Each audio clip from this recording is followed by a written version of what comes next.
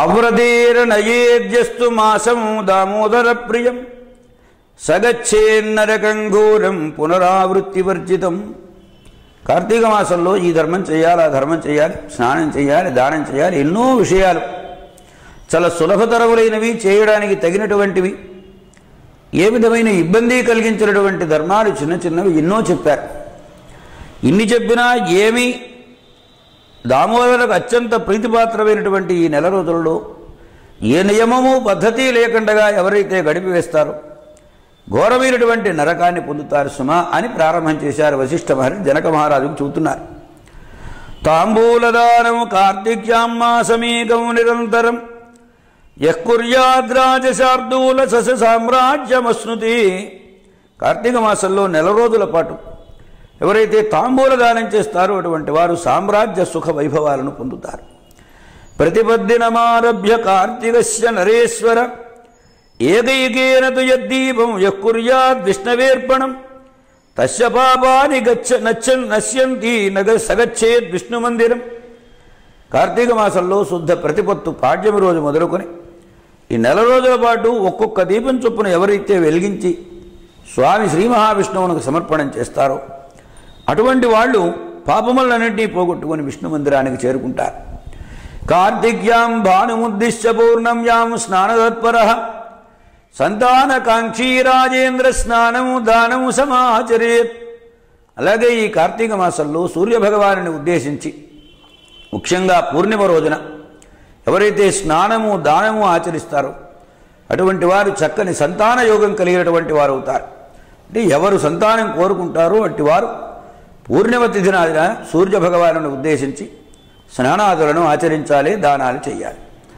నారికేళ ఫలం దానం విష్ణురగ్రేదు కార్తికే సదక్షిణము సతాంబూలము యఃకుర్యాద్ రాజసత్తమా న తస్య సంతతేర్ఘానికి నరోగో న చతుర్మృతి. అలాగనే తనకు కలిగినటువంటి సంతానం ఆరోగ్యవంతంగా దీర్ఘాయుష్యంతో ఉండాలని అనుకుంటారు. ఈ కార్తీక మాసంలో విష్ణు సన్నిధానంలో నారికేళ ఫలం కొబ్బరికాయను ఎవరైతే దానం చేస్తారో దక్షిణ తాంబూల సహితంగా అటువంటి వారి సంతతికి ఏ విధమైనటువంటి ఇబ్బంది కలగదు, రోగభయం కానీ దుర్మరణ భయం కానీ ఉండదు సుమా. విష్ణోర్దేవాలయాగ్రీయదు కార్తిక్యాం పౌర్ణమీదిని యస్తంభదీపం కురుతే సవైకుంఠపతిర్భవేత్. ఈ కార్తీక మాసంలో విష్ణు దేవాలయంలో ముఖ్యంగా పూర్ణిమ నాడు ఎవరైతే స్తంభదీపాన్ని వెలిగిస్తారో అటువారు వైకుంఠ లోకానికి ఆధిపత్యాన్ని వహించినటువంటి వారు అవుతారు. విష్ణోరగ్రీయదు కార్తిక్యాం స్తంభదీపార్పణం నరః తస్య పుణ్యస్య విస్తారం మయా వక్తుం నశక్యతే. ఎవరైతే విష్ణు సన్నిధానంలో ఈ కార్తీక మాసంలో స్తంభదీపాన్ని సమర్పణం చేస్తారో అటువంటి వారికి ఇంత పుణ్యం వస్తుంది అని చెప్పడానికి నాకు సాధ్యం కాదయ్యా, నా నోటితో నేను ఇంతే పుణ్యం వస్తుందని చెప్పలేను. స్తంభదీపం వెలిగించేటువంటి వాళ్ళు వెలిగించి స్వామికి సమర్పణం చేస్తారు. అలాగే కార్తీక మాసంలో పూర్ణిమ తిథి రోజున ఎవరైనా వెలిగించిన స్తంభదీపాన్ని దర్శనం చేసినా చాలు సూర్యోదయం కాగానే చీకట్లు దూరం అయిపోయినట్లుగా వాళ్ళ పాపములన్నీ కూడా దూరం అయిపోతాయి. స్తంభదీపాన్ని ఎలా వెలిగించాలి అనేటువంటి చెబుతున్నారు ఇక్కడ.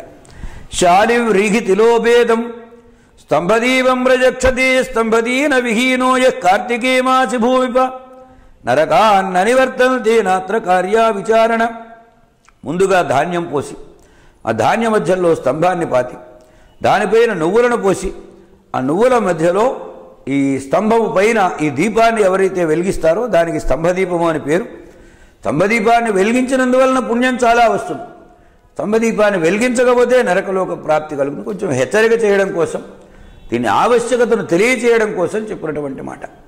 శిలామయం వా దారుం వా స్తంభం కృత్వా హరే పురః సంస్థాప్య స్తంభదీపంతో యః కుర్యాత్ స హరిప్రియ. శిలామయం అంటే రాతితో తయారు చేసింది కానీ, దారం అంటే కొయ్యతో తయారు చేసింది కానీ అయిన స్తంభాన్ని ఎవరైతే నారాయణ సన్నిధానంలో ఎదురుగా ఉంచి స్తంభదీపం వెలిగించుతారో అట్టివారు నారాయణుడికి అత్యంత ప్రీతిపాత్రులవుతారు. ఇక్కడ ఒకానొక పురాతనమైన వృత్తాంతం, దీనికి స్తంభదీప సమర్పణం అంటారు.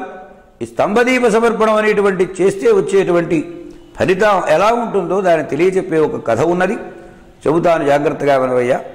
పూర్వం మతంగ మహర్షి వారి ఆశ్రమంలో ఒక విష్ణువాలయం ఉండేది. మహర్షులందరూ అక్కడికి వచ్చి కార్తీక మాస వ్రతాన్ని చేసుకుంటూ ఉండేవాడు. ఎలా ఉంటుందంటే ఒక చోట మహత్తరమైన వైభవంగా ఒక కార్యం జరుగుతూ ఉంటుంది. అది చాలా కాలం, కార్తీక మాసం అంటే నెల రోజుల సమయం. మధ్యలో వాళ్ళు వస్తూ ఉంటారు, ఆ కార్యక్రమంలో పాల్గొంటూ ఉంటారు, వాళ్ళు వెళ్ళిపోతుంటారు, మళ్ళీ కొత్త వాళ్ళు వస్తూ ఉంటారు. ఆశ్రమ మండలాల్లో ఉన్నటువంటి వాళ్ళందరూ కూడా అక్కడికి వచ్చి ఆ కార్తీక మాస నియమాలలో పాల్గొని వారి దారిన వాళ్ళు వెళ్ళిపోతూ ఉంటారు. ప్రతినిత్యము శ్రీమన్నారాయణకు అర్చన ఆరాధన విధానాలన్నీ కూడా జరుపుతున్నారు. దీపమాలను సమర్పణం చేశారు. అత్యంత భక్తి సంపత్తి కలిగినటువంటి వారే, విష్ణు భక్తితో మంచి నియమాలు కలిగినటువంటి వారే ఉన్నారు.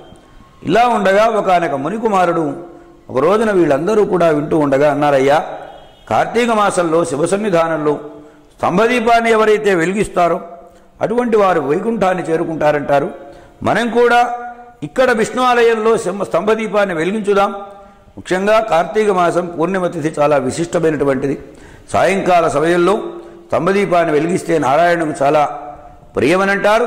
అందువలన మనం కూడా ఇక్కడ ఈ దేవాలయంలో చేద్దాము అని ప్రేరణ చేశారు. మహర్షులంతా విన్నారు, చాలా బాగున్నదన్నారు. ఎందుకనంటే బాలాదపి సుభాషితం, మంచి మాట ఎవరు చెప్పినా వినాలి. చిన్నపిల్లవాడు చెప్పాడు కానీ తోసేయకూడదు. మనలో ఉన్నటువంటి మన మహర్షి ఒక ఆయన ఈ ఉపాయం చెప్పారు, ఇది అందరికీ పుణ్యాన్ని కలగజేస్తుందని వాళ్ళందరూ కూడా అంగీకరించారు. ఆ ప్రయత్నంలో ఉన్నారు. ఆ విష్ణు దేవాలయానికి సమీపంలో ఉన్నటువంటి ఒక చెట్టు దగ్గరకు వెళ్ళి అది బాగా ఎండిపోయింది, కొమ్మలన్నీ విరిగిపోయినాయి. దాన్ని ఆ మోడు తీసుకుని వచ్చి శుభ్రంగా స్తంభంలాగా ఆకారంలో తయారు చేయించి హర్షాన్విత మహాసంతోషం కలిగినటువంటి వారి విష్ణువును ధ్యానిస్తూ స్తంభదీపాన్ని వెలిగించి పూజా పురస్కారాదులు నిర్వహించి ఆ తరువాత నమస్కారం చేశారు.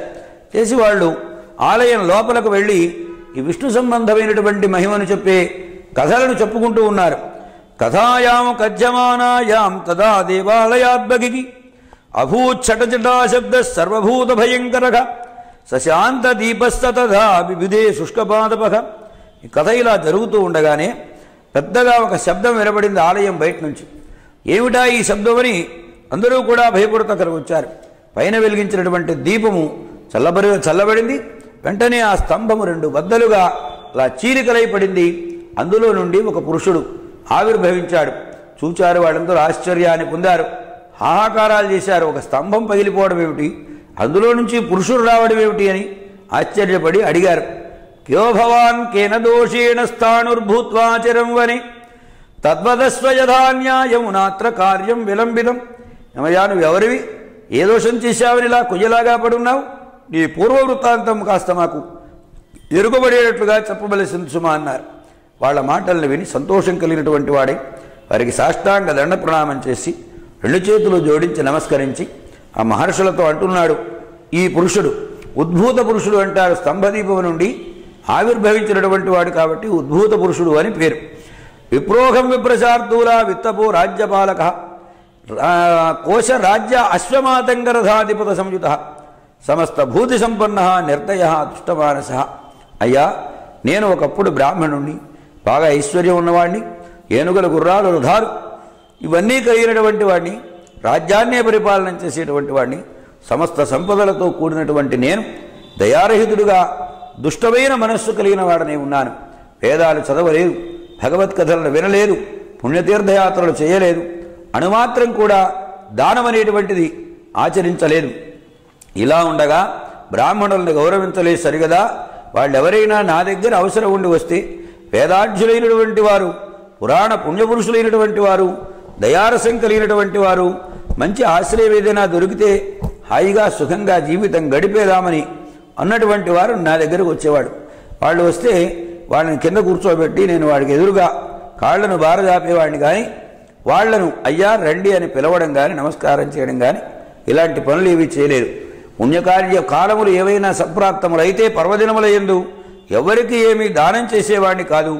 అలాగనే ఒకవేళ పొరపాటును దానం చేయవలసిన పరిస్థితి వస్తే అది కేవలం వాగ్దానమే కానీ ద్రవ్యాన్ని మాత్రం దానం చేసేవాడిని కాదు. బాగా చదువుకున్నటువంటి మంచి శీల సంపత్తి కలిగినటువంటి బ్రాహ్మణులు నేనిస్తే బ్రతికేవాళ్లుగా భావించి వాళ్ళను పరిహాసం చేశాను, నవ్వాను, పరిహసించాను, ఇస్తాను అని చెప్పాను, అబద్ధమాడి వాళ్లకు ఏమీ ఇవ్వకుండా ఇలా గడిచిపోయింది. వాళ్ళ దగ్గర వాళ్ళ అవసరాలు తీరడం కోసం ఏదైనా పని ఉండి చెబితే ఆ పని కోసం ధనం తీసుకునేవాడిని కానీ వాళ్లకు పనులు చేసేవాడిని కాదు. ఇలా రోజులు చాలా గడిచినాయి. నేను చాలా దుర్బుద్ధిని. ఆనాడు చేసిన దుష్కర్మల ఫలంగా నేను మరణించిన తర్వాత నరకలోకానికి వెళ్ళాను. నరకలోకంలో దుఃఖాలు అనుభవించాను. ద్విపంచాశత్ సహస్రాణి జన్మాని శ్వానయోషు జన్మాసీదశ కాకానామయితం జన్మవీ పునః శరటే త్వయితం జన్మ విష్టాక్రమిజనిస్తథ కోటివారం భూర్హత్వం స్థాణుత్వం చ దదారక. ఇలా సుమారుగా 50,000 జన్మలు కుక్క జన్మలెత్తాను. 10,000 జన్మలు కాకి జన్మలెత్తాను. తొండగా 10,000 జన్మలెత్తాను. విష్టాక్రిమి అంటే పేడలో పుట్టి పేడలో పురుగు పేడలో పెరిగి పేడలో చచ్చిపోయేటువంటి పురుగులుగా క్రిములుగా నేను 1,000,000 పర్యాయములు ఎత్తానండి. తరువాత చెట్టునైనాను స్థాణువులాగా కదలకండగా పడున్నాను. ఇది నా పూర్వమునకు సంబంధించిన కథ. ఇటువంటి పాపాలు చేసినటువంటి నాకు ఇవాళ కొయ్య రూపం పోయి నిజమైనటువంటి రూపాన్ని పొందాను.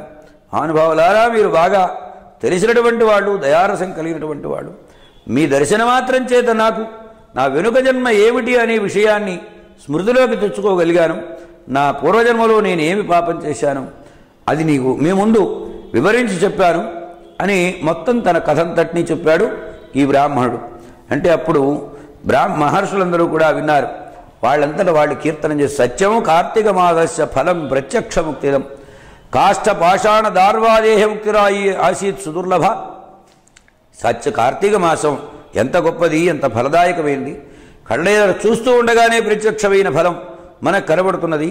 కట్టెలు పాషాణాలు దారువులు మొదలైనటువంటి వానికి ముక్తి కలుగుతున్నది. ఎంత గొప్ప విశేషం!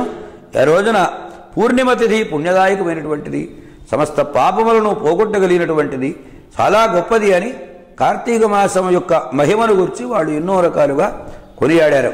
అంతేకాదు సాధు సాధు తథా తస్యాం స్తంభదీప సుఖప్రద పౌర్ణమ్యాం కార్తికేయమాసి విష్ణోర్దేవాలయాగ్రత పరైర్నియోజితాత్ దీపాత్ సాయం శుష్కతరూపరి స్థాణుర్వా కార్తికేయమాసి విష్ణోర్దీపం ఉవాహయేత్. ఇక్కడ చాలా గొప్పది స్తంభదీపం, సుఖదాయకమైనది. కార్తీక మాసం పూర్ణిమ రోజున విష్ణు సన్నిధానంలో మనం ఏర్పాటు చేసిన ఈ స్తంభదీపము ఈ కొయ్యగా పడి ఉన్నటువంటి ఇతడికి ఈనాడు ముక్తిని కలగజేసింది. అందువలన దయాళువైనటువంటి వాడు శ్రీ మహావిష్ణువని అనేక రకాలుగా వాళ్ళు ప్రశంసలు జరిపారు. తరువాత ఆ ఉద్భూత పురుషుడు అడుగుతున్నాడు వాళ్ళని. ఎందుకంటే చంక ఎక్కమని సామెత. ఎవరైనా విషయం తెలిసిన వాళ్ళు ఎదుటబడినప్పుడు తన మనస్సులో ఉన్న సందేహాలను అడిగి దానిని నివారణం చేసుకోమని నీకు పెద్దలు చెప్పినటువంటి సంప్రదాయం. ఇక్కడ ఒకరు కాదు, ఇద్దరు కాదు, రమారమి వందల సంఖ్యలో మహర్షులు ఉన్నారు. ఎవరైనా ఏ సమాధానమైనా చెప్పగలిగినటువంటి వారు సాధన చేసినటువంటి మహానుభావులు కనుక వాళ్ళు ఎదురుగా ఉన్నప్పుడు వాళ్ళనే అడిగి తన సందేహాలు తీర్చుకోవాలని మనస్సులో అనుకొని అప్పుడు అడిగారు. ముక్తిస్తు దుర్లభతరా కేనవై ప్రాప్యతేధున కేనవా కర్మబద్ధ స్యాత్ కేనవాపి విముచ్యతి కేన దేహాది ఇంద్రియాణి తాని తాని చ దేహినాం జ్ఞానం కథం భవేత్ పుంసాం శీఘ్రం నిర్వాణ సాధన. అయ్యా, మోక్షం చాలా దుర్లభమైనటువంటిది. మోక్షం రావాలంటే ఏమి చేస్తే వస్తుంది? అలాగే ఈ మనుష్యుడు కర్మచేత బంధాల్లో పడిపోతున్నాడు, బద్ధుడు అవుతున్నాడు. ఈ కర్మబద్ధుడు ఎందువలన అవుతున్నాడు? ఈ కర్మబంధం నుండి విడిపడాలంటే ఎలా వీలవుతుంది? అంతేకాదు ఈ దేహ ఇంద్రియాదులన్నీ కూడా ఈ దేహదారికి ఎలా సంప్రాప్తములు అవుతున్నాయి?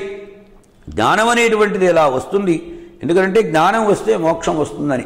జ్ఞానాదేవ హి కైవల్యం అని శంకర భగవత్పాదుల వారు చెబుతారు. అందువలన జ్ఞానము ఏ ఉపాయం చేత లభిస్తుంది? ఈ సమస్తము తెలిసినటువంటి జ్ఞాన నైపుణ్యం కలిగినటువంటి మహానుభావులు మహర్షులు కనుక నాకు ఈ విషయాలను చెప్పవలసింది సుమా అని ప్రశ్న వేశాడు ఈ స్తంభం నుండి ఆవిర్భవించినటువంటి ఉద్భూత పురుషుడు.